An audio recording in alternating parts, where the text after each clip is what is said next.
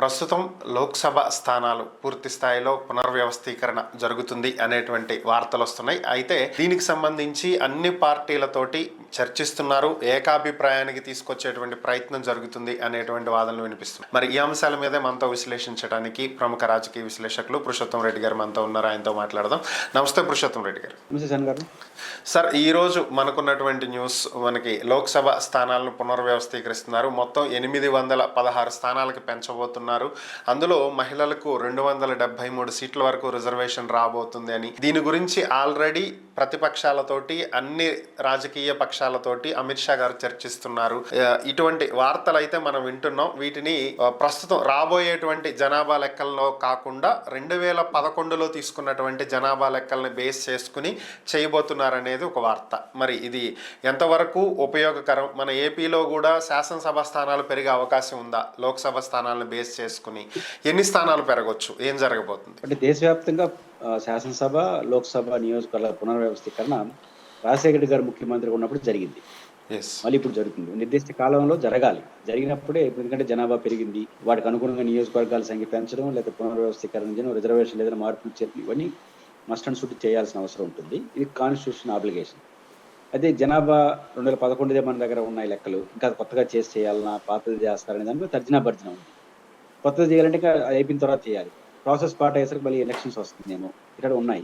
ఇప్పుడు పార్లమెంట్ కట్టిన తీరు కూడా చూస్తే 1000 మంది కూర్చున్నట్టు కట్టారు, ఉభయ సభల సమావేశం అయ్యేదానికి వీలుగా. కాబట్టి పెంచడానికి మోడీ గారి ప్రభుత్వం సిద్ధపడినట్టుగా అనిపిస్తుంది. ఇది సాధారణ విషయమే. సహజంగా పెరిగినప్పుడు భారీగా పెరుగుతాయి కాబట్టి ఆ మేరకు కొత్త వారికి అవకాశాలు ఇవన్నీ వస్తాయి. దీంట్లో కొత్త రాజకీయ పరిణామాలు వస్తాయి. అయితే ఇక్కడ చర్చ ఎక్కడ వస్తుందంటే, ఏ మోడల్లో పెంచుతారు అని. యాక్చువల్గా ఫస్ట్ అనుకునేది జనాభా అంటే ఓటర్స్ ఆధారంగా ఇట్లే పెంచాలి, మామూలుగా ఇట్లే పెంచాలి. కానీ సౌత్ ఇండియాలో, పర్టికులర్ తమిళనాడు కేంద్రంగా స్టాలిన్ గారు ఒక లీడ్ చేశాడు మీటింగ్. ఇది సౌత్ ఇండియాకి నష్టము. ఎందుకంటే జనాభాని కంట్రోల్ చేసుకోమని, జనాభా నియంత్రణ భారత ప్రభుత్వం ప్రజలకు చెప్పింది, చైతన్యం చేసింది. అది హైయెస్ట్ ఇంప్లిమెంటేషన్ ఆంధ్రప్రదేశ్, దక్షిణాది రాష్ట్రాలు జరిగింది. దక్షిణాది రాష్ట్రాలు కొంత ఎకనామిక్గా, సామాజికంగా చైతన్యవంతమైంది కదా, వెంటనే అందుకున్నారు, బాగా పాటించారు. అందులో ఎక్కువ జనాభా తగ్గింది, ఎక్కువ జనాభా పెరగలేదు.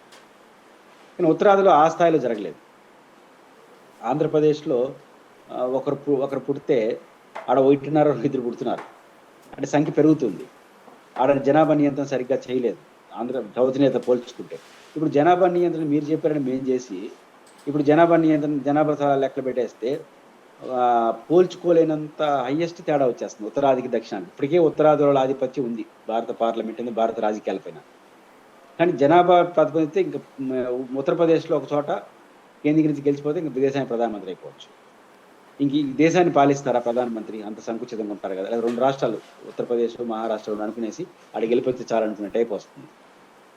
ఇది మంచిది కాదు, మాకు అన్యాయం జరుగుతుందని స్టాలిన్ గారు పెట్టారు. దానికి జగన్ గారు లేఖ రాసి సంబంధించారు. కేటీఆర్ గారు, రేవంత్ రెడ్డి అందరూ వెళ్ళారు. సౌత్ ఇండియాలో వచ్చిన ఈ డిమాండ్లో తీసుకున్న మార్పు ఏంటంటే, మార్పు కనిపిస్తుంది. పర్సంటేజ్ తెలియదు కానీ జనాభాతో ఇంక సంబంధం ఉండదు. ఇప్పుడు ఉన్నటువంటి లోక్సభ సభ్యులకి పర్సంటేజ్ ఇప్పుడు వినిపిస్తున్న ప్రకారం 50% ఉంటారు. ఇప్పుడు ఉదాహరణకు తమిళనాడులో 40 ఉంది, 50% అంటే ఇంకొక 20 పెరుగుతాయి, 60 అవుతాయి. ఉత్తరప్రదేశ్లో 80 అయింది అనుకో, 120 అవుతాయి. అప్పుడు ప్రొఫెషనల్గా సరిపోతుంది. అందుకని ఈ ఆలోచన చేస్తున్నట్టు ఉన్నారు. ఇది పెరిగితే ఖచ్చితంగా రిజర్వేషన్లు మారుతాయి, తగ్గుతుంది కదా నియోజకవర్గం. కొత్త వారికి అవకాశం. ఇది దేశంలో జరుగుతున్నటువంటి పరిణామం. ఉమెన్ రిజర్వేషన్స్ కూడా ఇంప్లిమెంట్ చేయాల ఆలోచనతో ఉన్నట్టున్నారు. ఎలా జరుగుతూ చూడాలి. అయితే ఏపీకి ఒక విచిత్రమైన పరిస్థితి. వాస్తవానికి ఏపీకి ఇంకా కొన్ని పెంచుకునే అవకాశాన్ని కోల్పోయాం. దేశవ్యాప్తంగా పెరిగే సాధారణ పెరుగుదలే మనకి వస్తుంది. అంటే 175 నియోజకవర్గం అంటే 50%, దాదాపు 160 అట్లా వచ్చేస్తుంది. పార్లమెంట్ సభ్యులు 25 ఉంది కాబట్టి 12, 13 పెరగాలి, సగం పెరగాలట అదనంగా. అయితే అసెంబ్లీల వరకు యాజ్ పర్ బైఫర్కేషన్ యాక్ట్ ప్రకారం దేశవ్యాప్తంగా జరుగుతున్నటువంటి సాధారణ నియోజకవర్గాల పునర్వ్యవస్థ సంబంధం లేకుండా 24 లోపు 50 సీట్లు పెంచాలని ఉంది చట్టం. 175 కాస్త 225 అయింది. ఇక్కడ 225 కానీ 2014 చట్టం ప్రకారం అయిపోయింది ఉంటే 222లో 50% పెరుగుతుంది. అంటే కనీసం ఇంకో 112 పెరుగుంటాయి. అంటే 300 చిల్లర ఎమ్మెల్యే సీట్లు వచ్చుంటాయి ఆంధ్రప్రదేశ్. ఆ మేరకు నష్టపోయినట్టే కదా, పెరుగుతాయి సీట్లు, మన ఎమ్మెల్యే సీట్ల సంఖ్య పెరుగుంటాయి. అంటే నష్టం అంటే ఎంతమంది ఎమ్మెల్యేలు ఉండాలి అది వేరే సంగతి. కానీ ఏదైనప్పుడు కూడా ఆంధ్రప్రదేశ్కి కానీ బైఫర్కేషన్ యాక్ట్ ప్రకారం కానీ ఇన్ టైంలో పెరుగుంటే మనకు ఇంకొక 50 పెరుగుంటాయి అదనంగా. ఎమ్మెల్యేలు కొత్త ఎమ్మెల్యేలు ఇంకో 50 మంది వచ్చుంటారు.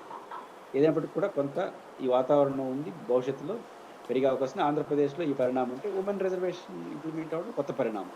ఎందుకంటే ఇప్పటివరకు మగవాళ్ళే ఎక్కువ అవకాశాలు అందిపుచ్చుకున్నారు, మహిళలు అవకాశాలు లేదు కాబట్టి రిజర్వేషన్స్ అనివార్యంగా ఇవ్వాల్సి వస్తుంది. 33% అంటే ఖచ్చితంగా మీరు అన్నట్టు ఆ సంఖ్యలో అక్కడ ఉంటాయి. ఇక్కడ ఆంధ్రప్రదేశ్లో కూడా దాదాపు 100 మంది మహిళలు ఎమ్మెల్యేలు ఉంటారు. 960-70 అయితే మినిమం 80 పైచిలకు నుంచి 100 దాకా మహిళలు ఎమ్మెల్యే అయ్యే అవకాశం ఉంది. దాదాపు 25 అంటే దాదాపు 40 దాకా ఎంపీలు అయినాయి అనుకోండి. దాంట్లో కనీసం ఒక 15-16 మంది ఎంపీలు మహిళలు అవుతారు. అంటే ఎంపీలుగా ఎమ్మెల్యేలుగా ఉమెన్కి అనేది ఎక్కువ మందికి అవకాశాలు వస్తాయి. కాకపోతే ఇంతకాలం ఏం జరిగిందంటే మా అవకాశాలు కోల్పోతాం కదని మగవాళ్ళు కొంచెం భయం ఉంటుంది. ఈ నియోజకవర్గాల పునర్వ్యవస్థీకరణ పెరుగుతుంది కదా, అది కొంత ఆ భయాన్ని అడ్జస్ట్ చేయొచ్చాము. పెరుగుతుంది అంటే వీళ్ళని అడ్జస్ట్ చేసి వాళ్ళకి కొత్త వాళ్ళకి అవకాశం ఇచ్చినట్టు అవుతుంది. కాబట్టి నియోజకవర్గాల పునర్వ్యవస్థీకరణ అనేది మహిళా రిజర్వేషన్ని ఎఫెక్టివ్గా ఇంప్లిమెంట్ చేయడం, దాంతోపాటు కోల్పోతాం అనుకునే వాళ్ళకి భయం లేకుండా ఆల్రెడీ పాత కొంత నియోజకవర్గాలు పెరుగుతాయి కాబట్టి వాళ్ళ రాజకీయ అస్తిత్వం కూడా కొనసాగుతుంది. కాబట్టి ఈ రకంగా ఉపయోగపడే అవకాశాలు కనిపిస్తుంది. ఓకే. అయితే దీనికి అన్ని రాజకీయ పార్టీలను ఏకీకృతం చేయడానికి బీజేపీ అయితే ప్రయత్నిస్తున్నట్టు తెలుస్తుంది. నిన్న వైసీపీ ఎంపీలతో చర్చించినట్లుగా కూడా ఒక సమాచారం. సో ఆల్రెడీ టీడీపీ, జనసేన పొత్తులోనే ఉన్నాయి కాబట్టి స్పెషల్గా మద్దతు కోరాల్సినటువంటి అవసరం ఉండకపోవచ్చు. సో వైసీపీ దీనికి మద్దతు ఇస్తుందా? ఒకవేళ ఇస్తే ఏపీలో ఉన్న రాజకీయ పక్షాలకి ఇక్కడ పెరగబోయేటువంటి సీట్లు ఎవరికి లాభపడే అవకాశం ఉంది? వైసీపీకా, జనసేనకా, టీడీపీకా? ఒకటి, వైఎస్ఆర్ కాంగ్రెస్ పార్టీ 100% దీనికి మద్దతు ఇస్తుంది. ఎందుకు మద్దతు ఇస్తుంది? 2 కారణాలు. మహిళలకు రిజర్వేషన్ ఇస్తానంటే వద్దంటే ఆ మేరకు ఓట్లు కోల్పోతారు, అదొక భయం ఉంటుంది. అంటే జనరలైజ్, నేను వైసీపీ తెలుగుదేశం అనట్లేదు. ఒకటి, వైఎస్ఆర్ కాంగ్రెస్ పార్టీ ఎందుకు మద్దతు ఇస్తుంది అంటున్నారంటే, రెండో కారణం, జగన్మోహన్ రెడ్డి గారు పవర్లో ఉన్నప్పుడు ఉమెన్ సెంట్రిక్ గానే అన్నీ జరిగినాయి. ఆయన సంక్షేమ పథకాలు ఏ పేర్లను తీసుకొని ఉమెన్ కేంద్రం నడిచాయి. ఉదాహరణ 32 లక్షల మందికి ఇళ్ల పట్టాలు ఇచ్చారు, ఉమెన్ పేరుతో ఇచ్చారు. 2, డ్వాక్రా మహిళకు దాదాపు 10,000 కోట్ల రూపాయలు రుణాలు రద్దు చేయించాడు, అది ఉమెన్ కేంద్రంగా జరిగింది. నువ్వు ఏ సంక్షేమ పథకం తీసుకున్నా, అమ్మఒడి కావచ్చు, ఏది తీసుకున్నా, చేయూత కావచ్చు, భరోసా కావచ్చు, ఏదైనా తీసుకున్నా ఇవన్నీ కూడా ఉమెన్ కేంద్రంగా జరిగింది, ఉమెన్ పేరుతోనే చేశాడు. రెండోది, ఆ పార్టీలో అవకాశాలు ఇవ్వడం మహిళలకు చాలా ఎక్కువ ఇచ్చాడు ఇతర వాళ్ళతో పోల్చుకుంటే. ముఖ్యంగా నామినేటెడ్ పదవుల్లో 50% ఉండాలి ఉమెన్ కూడా చెప్పారు. అంటే రూల్ ఆఫ్ రిజర్వేషన్స్తో సంబంధం లేకుండానే మహిళలకు ప్రయారిటీ ఇచ్చినటువంటి వైఎస్ఆర్ కాంగ్రెస్ పార్టీ, జగన్మోహన్ రెడ్డి గారు ఇప్పుడు వస్తుంటే దాన్ని ఆహ్వానిస్తాడు తప్ప వ్యతిరేకిందుకు ఇస్తాడు? రిజర్వేషన్తో సంబంధం లేకుండా ప్రయారిటీ ఇచ్చిన వ్యక్తి కదా.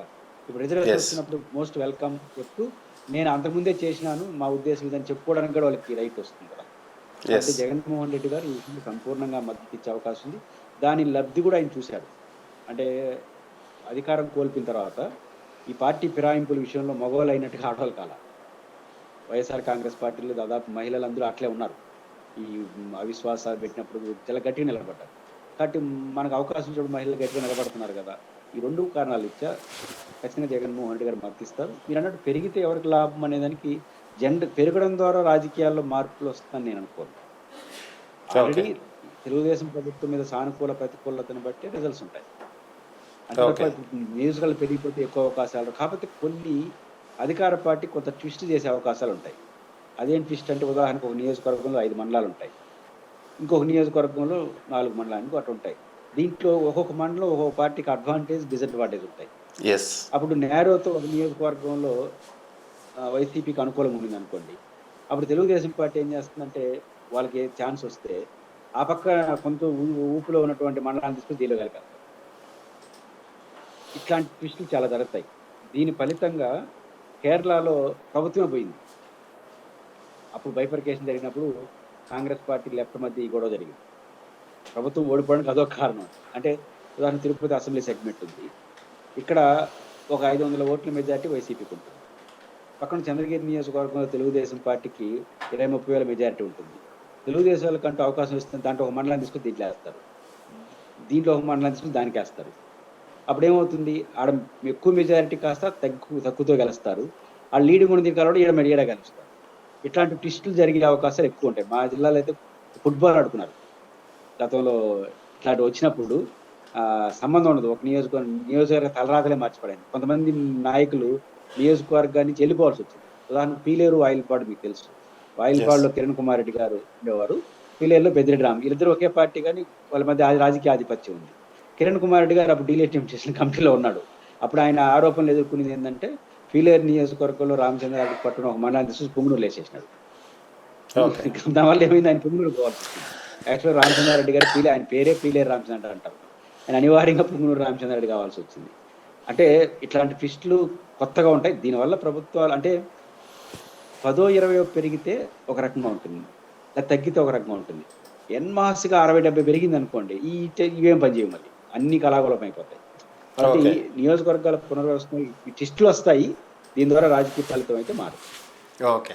థ్యాంక్ యూ పురుషోత్తం రెడ్డి గారు. ఈ అంశాల మీద మీ విశ్లేషణ అందించినందుకు ధన్యవాదాలు.